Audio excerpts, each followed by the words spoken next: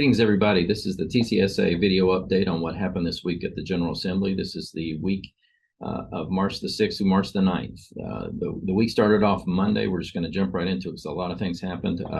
Monday, the Governor's Transportation Modernization Act was heard in the House Government Operations Committee. It got a positive recommendation out of that committee and moved forward. That was a step it had to take in the House. It doesn't have to in the Senate. It is going to Senate Finance, but that was not heard this week. It will be heard next week. That's House Bill 321, Senate Bill 273. We ask you to continue to reach out to your representatives and senators and let them know you support this, and let them know about the good it can do for your county highway departments especially. So that bill, we expect to see more movement on that next week as it starts moving towards hopefully a floor vote very soon. The week ended Thursday in a session. Senate Bill 87 was up in the Senate. That is the bill which reduces the size of the Metro Council from 40 members to 20 members. It passed on the floor over objections from the senators from Davidson County and was quickly sent to the governor for him to sign it on the same day. It's a little bit unusual, but that moved forward in part because I think Metro is waiting to see how they may need to change their elections, and also there's anticipation that there's going to be litigation on that regarding that legislation. We did not see any developments happen this week on the proposal to allow more cities and counties to be able to levy impact fees and development taxes. That has gotten pretty uniform opposition from realtors and home builders, and legislators are only hearing from a small number of city and county officials who want that authority. So there's been some discussion this week on a way to possibly limit that down to only some of the areas really dealing with high growth. We did not see any movement in any committees this week, and we'll have to kind of see next week where that's going to come down. If that is some authority you would like for your city or your county, definitely go ahead and reach out to your legislators and let them know that they need to hear from our folks. Something regarding county officials' bonds moved this week. That is Senate Bill 1034. We've mentioned this before. That's the proposal to say we want to make sure those bonds are in place on September 1 so that the official is covered.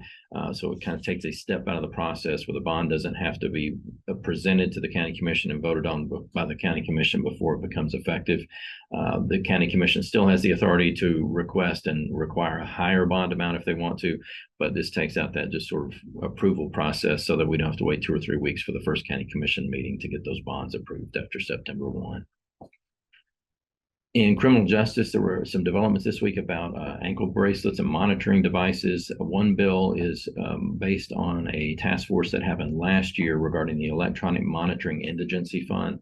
This was a fund that was created to help pay the cost for initially for ignition interlock devices on offenders. And then it got expanded to add in ankle bracelets and GPS monitoring and a lot of other items. That ended up depleting a lot of the funds out of that repeatedly.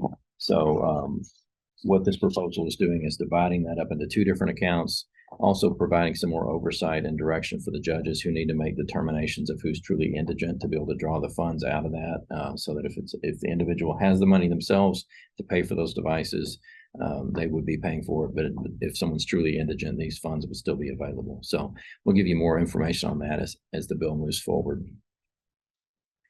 Also, on ankle bracelets, there was a provision that is moving forward in the House.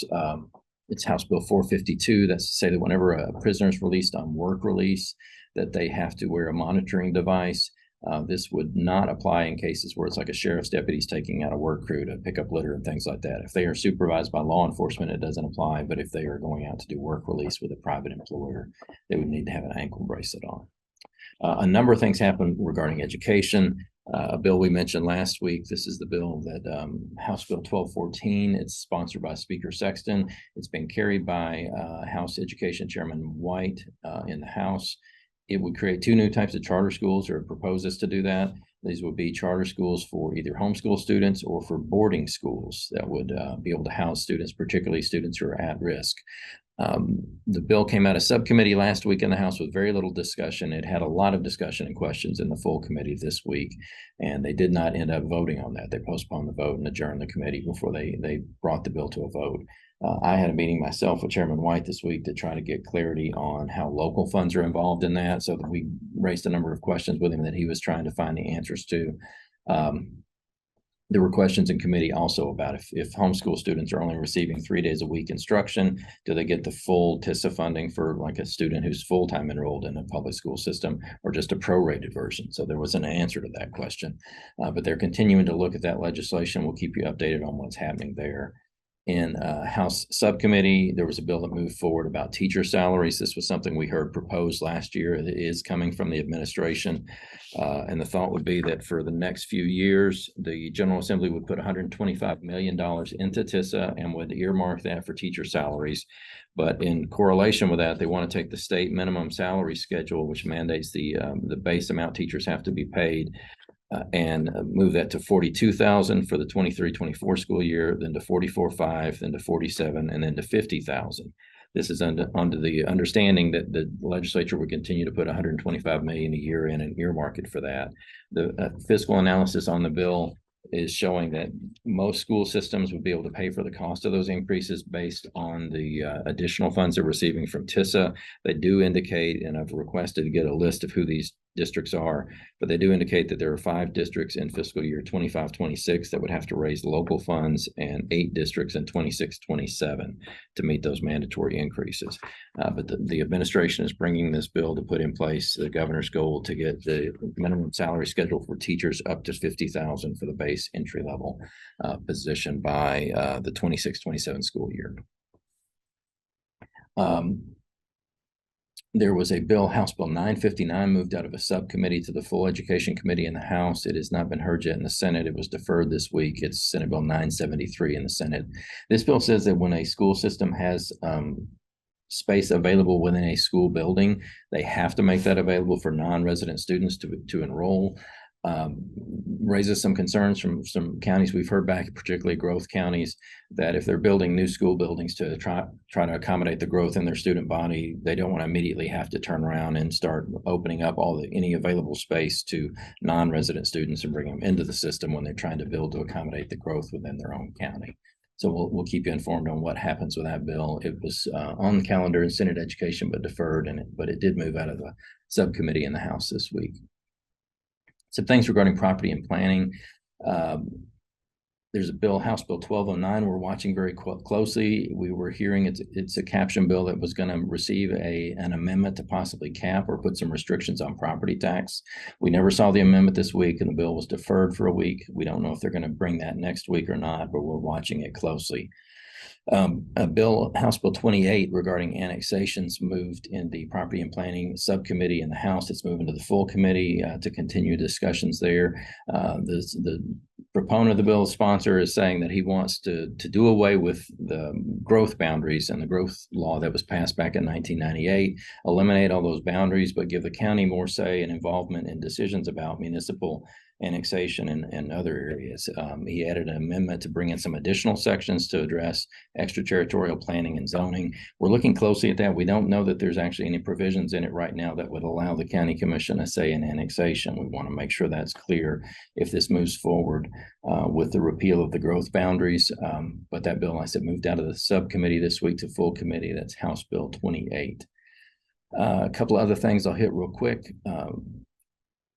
Speaker Pro Tem Marsh brought a bill, House Bill 804, which is a business personal property reform bill based on a TASER study from last summer.